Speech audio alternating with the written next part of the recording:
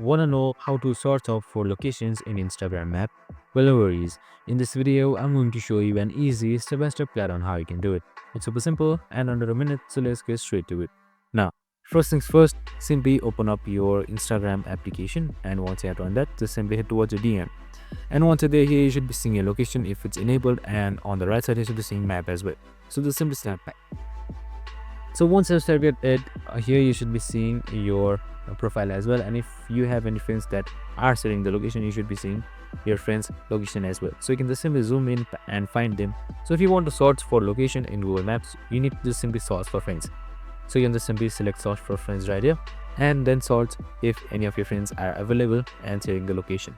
So you can also select invite friends right here in order to invite more friends, and choose people and much more. And that's it. Super simple and easy. I hope this video helped. If it did, make sure to like, subscribe, and tune in with us for more of these videos. Have a good day and see you in the next one.